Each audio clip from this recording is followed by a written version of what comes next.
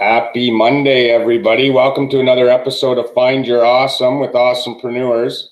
I always like to start the episodes by thanking the frontline workers. They're pretty special people right now.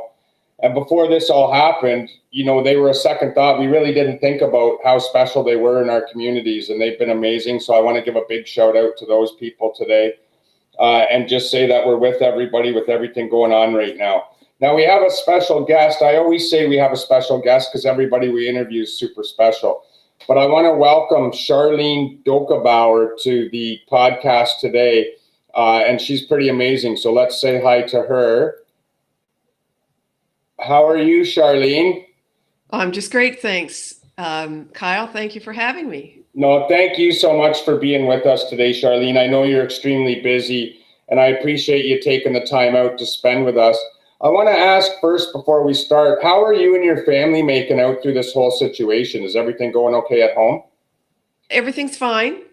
We practice isolation, and it gets to us after a while. But I told my husband and my family that we're going to operate as though COVID's going to end tomorrow, and we will get as much done as we can in the meantime. We can't let an illness like that stop us in our tracks, and I just feel blessed that everyone's well. That's what counts right now. No, I agree. And it's a super scary time that we're in right now. So I'm glad to hear you and your family are okay. Now, with that being said, Charlene, how has it affected your business? Has it really made an impact on your business, or is it things as normal for you? Well, I operate an awful lot of different things. I'm an author and a global speaker. Being a speaker, that has been affected, but I've also been invited to do virtual conferences. So it's good. I'm not traveling. I the charity Internet Sense First, I'm founder and chair of. I have not been pursuing donations because I think in such a trying time, I don't like that, and I think people need to take a back seat to that for a while. And I've organized Internet Sense First so that there's very little overhead so that we are able to operate and continue. I'm also the founder and chair of a speaking team, the Anti-Internet Child Exploitation Team, which is referred to as the ACIT Council. And obviously we're not speaking, but we're organizing a virtual conference soon. So you know what? You have to adapt. You do That's what you a need to do. Yeah, you really do, and I'm glad to see that you're still moving forward. Let's back up a little bit here first, Charlene, and give everybody a little bit of a background about who you are and what you do. What did you do before you were doing what you decided to do now? Well, I was a high school teacher. And unfortunately, I was in a major car accident, almost was killed. Oh, And geez. I have permanent brain damage. My twin sister said I was born with brain damage, but There's a drum roll for that yeah. one.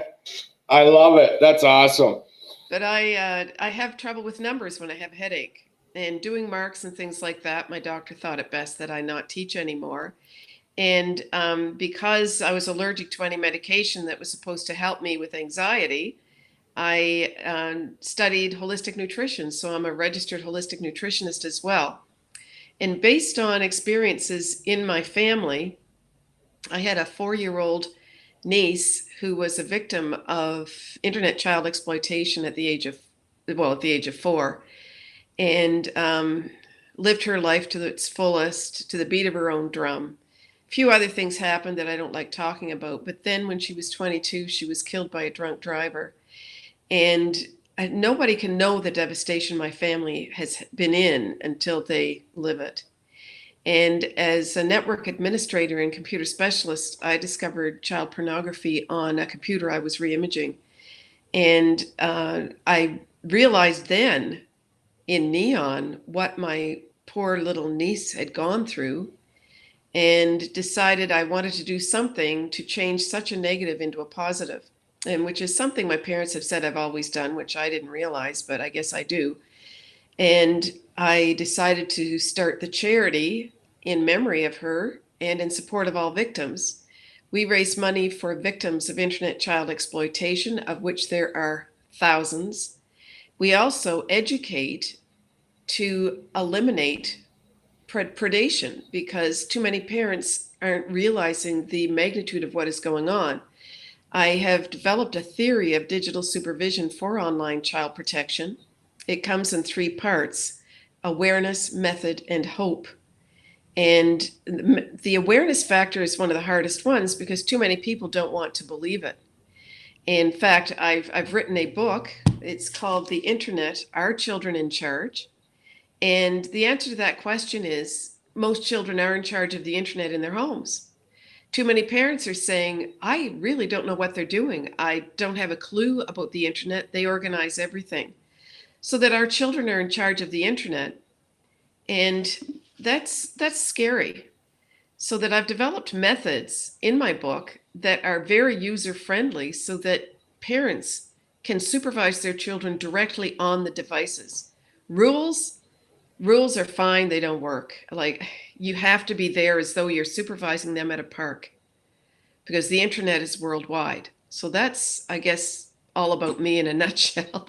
Well, you know what? And I appreciate that. And you're just incredible, Charlene. It's so terrifying this day and age, what's going on in the internet. Now, I'm not lucky enough to have children, but I do have a lot of friends that have kids. And the stuff that I see happening and going on around the world, they think that it doesn't happen in their own backyard. And you know what, folks? It is everywhere.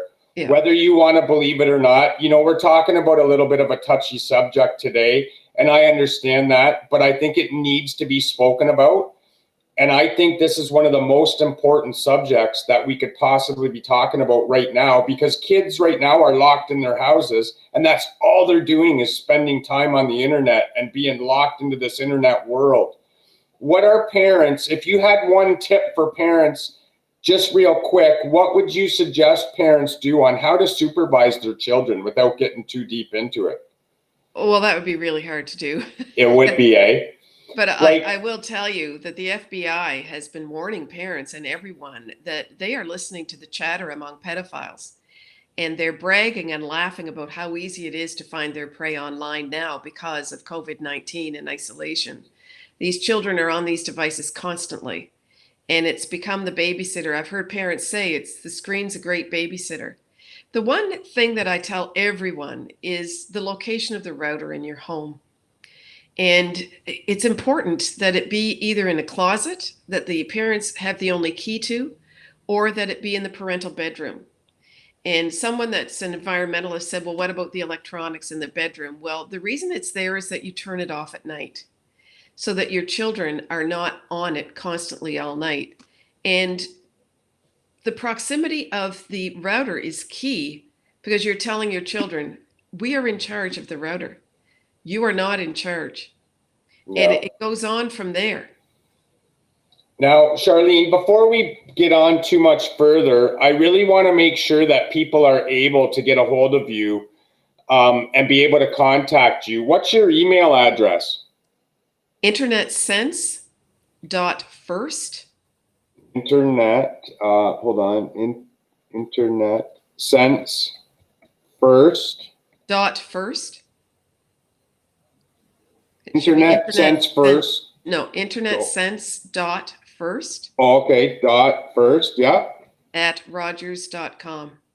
At Rogers.com. Now, as far as your website, do you have a website that people can go check out? Yeah, internetsensefirst.com.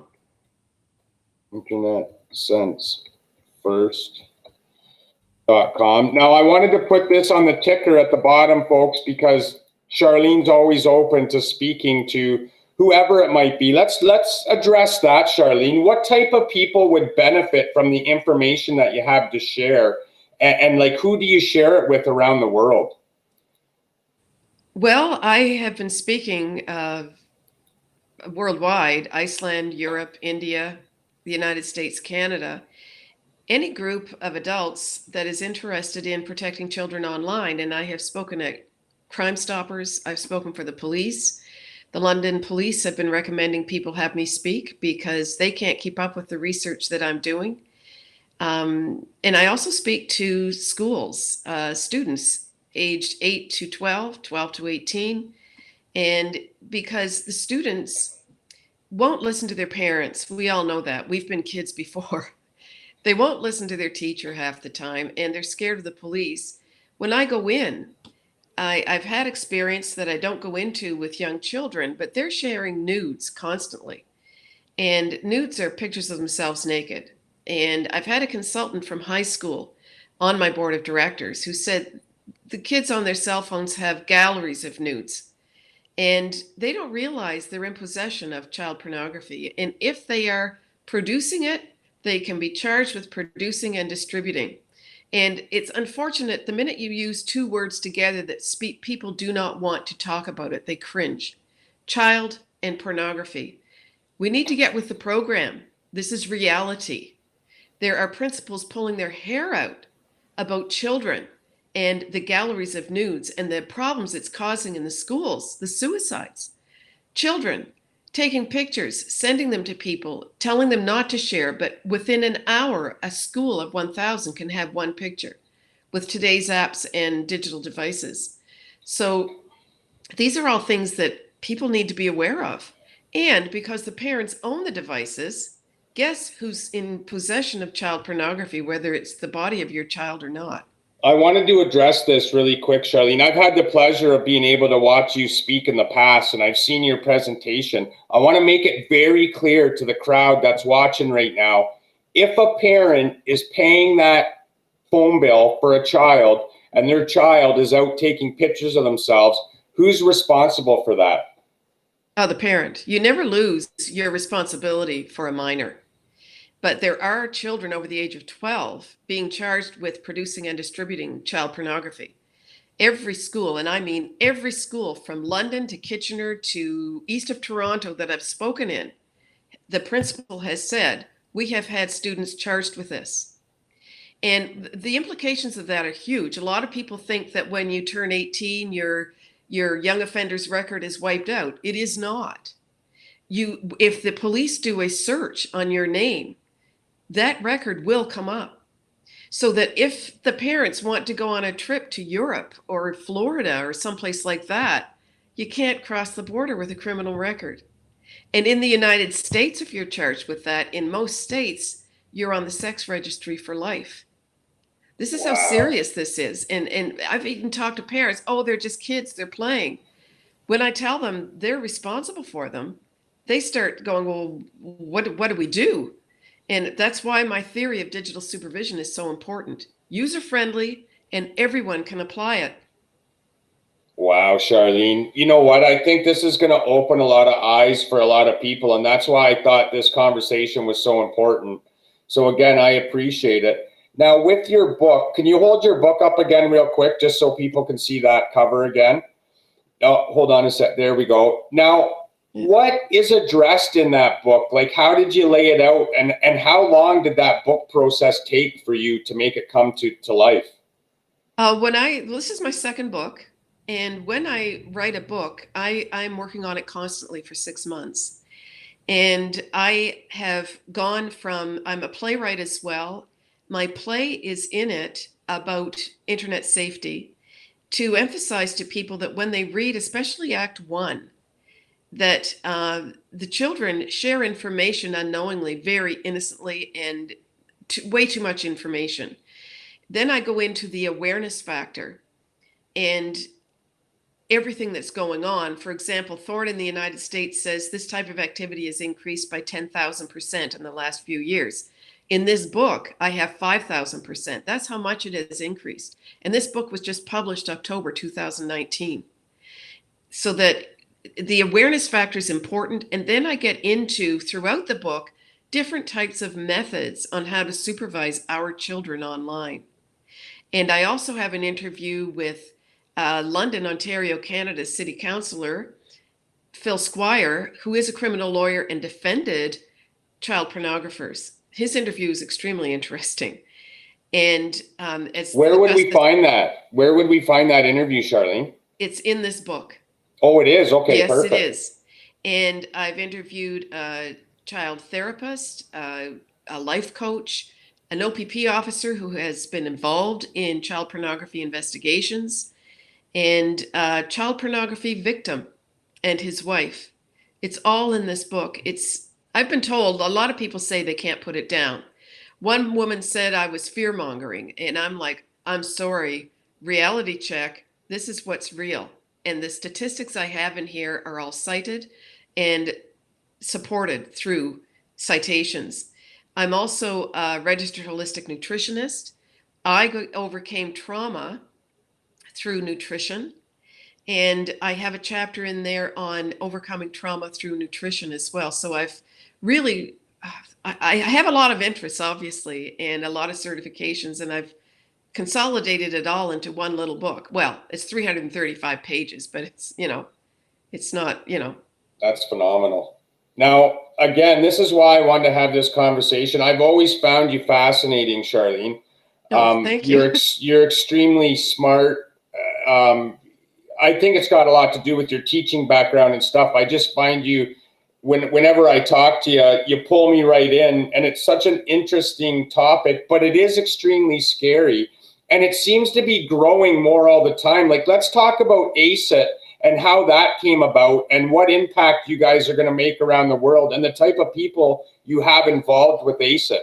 Oh, well, I love my group. ACET stands for the Anti-Internet Child Exploitation Team. And it started because I wanted to have a team of people with me to present my theory of digital supervision. And a lot of the people that are presenting are the awareness factor for digital supervision. And it gives more validation to awareness. I have traveled, as I said, globally and met a ton of people, and I handpicked everyone on the ACET Council because they were exactly what I wanted. I have a retired OPP officer that, they were all in my International Summit to End Internet Child Exploitation Conference in November in 2019. It went over extremely well. First time we had it, we had over 250 people. People told me I'd be lucky to get 25 people. We had over 250. And everyone, they just sat and listened and raved about it afterwards because the speakers are stellar. I had Chevelle McPherson, owns 3 law firms in the United States, a criminal lawyer, and was the assistant district attorney in Philadelphia. Holly Dowling, who is motivational speaker, she's the hope factor for digital supervision, awareness, method, and hope. We have Kevin Dixon, who was with the International Justice Mission and talks about sex trafficking. We have Rose Dyson, who has done extensive studies on the effects of gaming, online gaming, and the objectification of the attitude of children that are online gaming constantly. Marilyn Evans, who talks about pornography. I entitled hers, and I entitled it in my book. The chapter is Pornography, Prepare or Repair. Your child will see it. There are children addicted to porn the ages of 5, 6, and 7. Parents don't even know. We have Heidi Olson, who is a specialist in Kansas City on trauma, child sexual assault trauma, talks about child-on-child sexual assaults and how that's been caused by the internet and exposure to porn. The team is stellar, unbelievable speakers, and we were all set to go anywhere someone wanted us with only our expenses paid.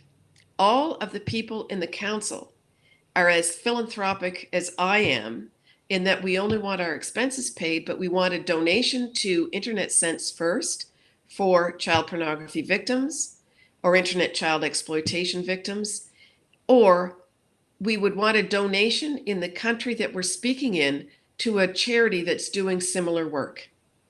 That's absolutely phenomenal, Charlene. Yeah, that 10 people have decided that's what they're going to do. Wow. Only expenses. So for 5,000, and I've talked to a charity in New York City that is the Organization for the Prevention of Cruelty to Children. They can have a fundraising conference using the ACET Council, a full day conference, and only have to pay the expenses of the speakers. And anyone at a full day conference is eligible for a certificate of completion for digital supervision training. So we're all ready to go. We just have to get COVID out of the way. I was just going to say, we just got to get this mess out of the way. Now, I want to address a couple questions that are coming in, Charlene. One of our good friends, Ryan Beliveau from Beliveau Marketing, has joined us on on the broadcast here. Okay. And I know he's got children, and it's such a scary time for parents all around. So his first question is, what are your thoughts on issues with the social media and children? And is it all negative, or is there positive social benefits with monitoring it correctly by adults? Okay, that's an excellent question. Social media is good. Police and other people keep sharing things about platforms that you have to be very careful of, like TikTok and things like that. I tell everyone there is no one platform that you have to be afraid of. You have to supervise your children on all of them, and you have to train them on all of them. The only thing really good about social media is the communication. And in COVID-19, I've talked to 4 and 5 year olds, and it's heartbreaking because they'll say, I don't have any friends. They are totally isolated. And this is the collateral damage of isolation, especially the only children out there. And so the social media, like get a Zoom party going. We're advising, ACID is advising, have a Zoom party for your children so that they can talk to each other. You can go 40 minutes for free on Zoom. And these kids that are 5, 6, and 7 will last about 15 minutes. Yeah. They may grunt and groan and toot and all that, but it's a way for them to communicate. We can't forget our little children and not let them be such huge collateral damage. So social media for this reason is perfect as long as the parents are there. And please remember, children have to be 13 years of age or older to be on social media. They do not have the social skills to really interpret things. Well, look at all these other people. They're in depression because someone didn't like their post. Yeah. Try being a 7-year-old and dealing with that. So that's my answer to that. Right now, social media is a saving grace for our kids. Ryan just sent us a big thank you, and he said, great answer. Oh. I appreciate that so much, Charlene. Now, how young are the kids? I want to just address this again and go back a little bit. How young are the kids that you're seeing getting involved with this stuff? And how young are the kids these predators are going after online? What's the youngest you've seen? 5. Are you kidding me? I've had, when children are, with digital supervision, I tell people that you should have it interdependent with a, oh gosh, I've been talking so much, it'll come to me. Interdependent with a filter, a hardware filter. Right. And that filter will filter out information, like from porn sites to whatever. But once your child is on a gaming system, they're on the server for the gaming system, and you have no control over that. So that we have to be very careful that we are witnessing what our children are doing. I tell everyone, play online with your kids anonymously. And they'll say, well, is that an invasion of privacy? And I'm like, well, seriously, predators don't care about a child's privacy. They're asking them to send nudes. They're asking them to masturbate on videos. And children are doing it because these people groom them, meaning they're getting them to trust them. And I had a child who was 10 years old, talked to him, and I said, and you talk very casually to children about this sort of thing. You cannot villainize them and make them feel as though they're doing something wrong, because they will never tell you a thing. So I casually said, do any grown-ups play with you online? Oh, yeah. How did you know? And I said, oh, I don't know. What's his name? And he said, well, I don't know. And I said, tell me, does he have a 10-year-old son? Well, how did you know that? And this predator had asked him to get a special type of headphones so that they could have private chats.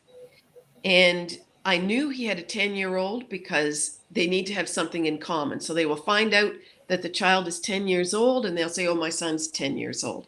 Oh, look, my son just got on playing with us right now. And this is what he told this fellow I was talking to. I talked to the parents and said, your son is being groomed. And scary. Yeah, and they didn't want to really believe that. And I said, no, I do speaking for Crime Stoppers. They are the police. Your child is being groomed. All of the red flags are there. I was just going to ask Charlene, what are some of the red flags that parents should look for? Is there signs that the kids would show where the parents could kind of catch on and realize that something's going on? Yes. Many things. The one thing I will say, if a child closes laptop or turns a monitor off the minute you walk into the room, walk right over and open it up. Because I taught in a class of 35 computers, and I made sure they were all facing me, the monitors. And the kids said, "Boy, you don't get around out with much with Miss Doak-Gebauer." Well, I'm sure they did, but they knew that I could see it. When your child does that, they're not playing Peppa Pig online. They're doing it because they don't want you to see something. That's one thing that's very important. Be very mindful of that. If a child, their behaviors change. Now, with maturity and hormones, you give that. But if your child is on the computer and they're on there constantly, and all of a sudden you're their enemy and you can't get along with them, it's time to start doing a history on your browser. And bear in mind that if kids know you're doing that, they'll start putting up a science experiment and telling you that they're researching. So that's a huge thing. And cell phones. Cell phones are the worst things because there's a ready camera on it, for one, as well as the iPad, everything. There's a geolocator on every device now. So that if your geolocator is on a cell phone that your child has, and they take a picture of themselves nude and they email it to someone, the geolocator will give the longitude and latitude with such accuracy as to where that picture was taken. It could be in the room of your home. That is how accurate it is. So that's one way a predator can identify where a child is. Another way is the email, the header on the email. It gives information about where this picture was taken, so that parents, we need to start supervising directly on devices. Check the galleries on the cell phones. Check every icon on the cell phone. Children are disguising it. They talk in the playgrounds and in chats online about how to get off with it with their parents. Did I lie to my parents? Did I try to get off with things? You bet I did. That's the fun of growing up. But they are dealing with the worst of the worst in society. And please don't forget the peer victimizers. There are children out there, they're exchanging pictures all the time. And I say this to everybody. There's one situation that has happened and will happen repeatedly. A child sends a nude to another child, and those parents may be practicing my theory of digital supervision. They catch the email, and it's a nude of the genitalia of the child. They call the police. The police will come to your door and want to talk to you separately from your child. And they will ask you, where did this picture come from? And you say, oh, I think that's Billy. I'm not quite sure. And then they go to Billy, who might be a behavioral child. I've taught plenty of them. They don't want to be in trouble. And Billy will say, oh, my parents took that picture. Oh. That gives you a whole new conversation with the police. And if that doesn't scare people into thinking they need to start supervising on these devices, I don't know what will. You know what, Charlene? I'm so glad we're having this conversation. Every time I talk to you, I learn something new. But today, it's just been an absolute eye-opener. And I'm just terrified for all these parents and kids out there. What would your suggestion be to a parent that does, try and police these kids? What if they take the phone from the child and they do find one of these pictures on there? I think, to me, a lot of parents would be terrified to call the police because they think that they would get in trouble. What's your suggestions to parents that do find pornography on a child's phone? Well, that's a tough call. Most parents will try to fix this in-house. That's where you want to start. You don't want your children in a police station. The only other thing is that you can take the phone, perhaps, and see if they can do some computer forensics on it and find out where it was sent, a picture was sent. Right. I certainly would advise parents to mirror the cell phone of their child. This is all in my book. I'm just giving scant things. My book is available on Amazon and Chapters and worldwide, 40,000 distribution channels, and I would encourage people to buy it. I was just going to say that. I know you're giving a lot of great tips and tricks, but you go into a deep, deep dive in this book on how to help these parents, how to help these kids. Again, it would be terrifying if I had a child And I looked at the phone and I saw that picture. It would be crushing. Like, then CAS gets involved and the police get involved and it becomes so messy. I think what you're doing is going to stop a lot of these messes from having to happen. Is Yeah, that true? absolutely. I've written it to be proactive. I'm considered a computer specialist in education and a network administrator, and I could toss terminology around left and right in my book, and I didn't, because I want people to be able to read it, enjoy it, and apply it. I'm not talking even today in terminology that people don't understand, because I want them to understand that we need to protect our children online. I give people the history of the internet. The internet didn't really come into big focus until the year 2000. Yeah. And I was managing a computer network then, and we were amazed that there was a moving picture on the screen, and it's called an animated GIF. Hello. So in 20 years, we've gone from that to live streaming. 20 years is not a long time for people to adapt to change. And what we need to do is continue with our traditional parenting, but we have to start digitizing our parenting skills. And that is huge. Digitizing our parenting skills gets us into the year 2020. And that means supervising our children. My goodness, have you ever gone by a public school? The parents driving their children to school, babysitters walking them to school, making sure they get there safe. Yet they give children the key to their router, meaning the password, so that they can travel around the world. Predators are loving it. Peer victimizers are loving it. And we're talking about the bullies. Is your child a bully or a victim? Are you going to know? You are not, unless you're practicing digital supervision. Yeah. Just brilliant what you're doing, Charlene. Now, let me ask you this. Do you have parents that reach out to you that look for one-on-one after they've read your book, or they look for some advice after they get some education on this? And are you willing to work with parents that way? How does that work? Yes, yes to all of the above. I had one fellow buy my book. He was at the summit. He read it and he said, "I want 6 more books." And I said, "Why? You want to read it 6 more times?" He said, "No, I want to give your book to the parents of all of my kids' friends, Yeah. so that we're all practicing digital supervision, so that I know when they go to another friend's house, they're not sitting in a corner in the basement watching porn." Yeah. Or bullying other children. This is what's happening. There are kids huddled around computers, bullying some poor child. The suicides have gone up because of peer victimizers, um, badgering kids to send nudes, and the kids sending the nudes. And they say, "Oh, we won't share it with anybody."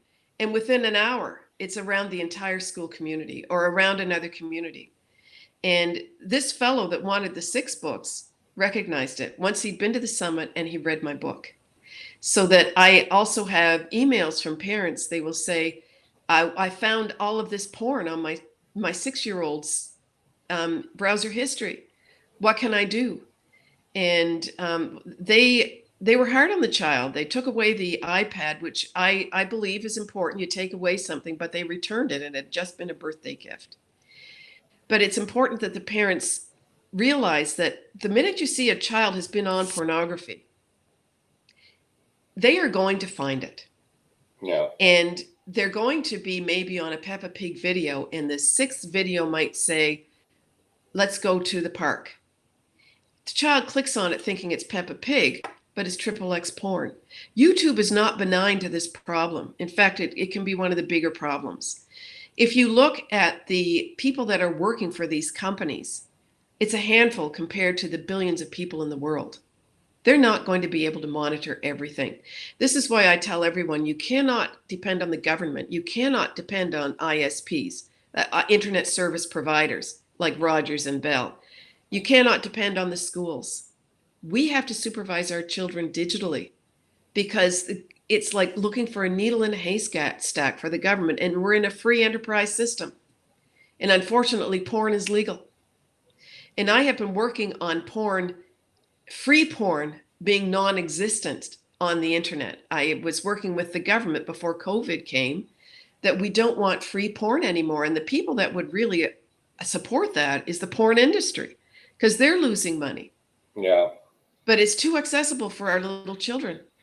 No, I agree. One thing I want to make clear for everybody watching too is it's not just little girls they're going after, is it, Charlene? Oh no, It's boys just as much as it is girls right now. Yeah. Yeah. And I will tell you, and I say this every time I speak, we have race riots in the United States. Okay? The predator, the internet predator, is probably the most diversified human being on the face of the earth. They don't care if the child is black, white, Hispanic, Hindu, or whatever. They don't care. They just want a victim. Why are we allowing the likes of predators, pedophiles, to be superior to us when it comes to diversification?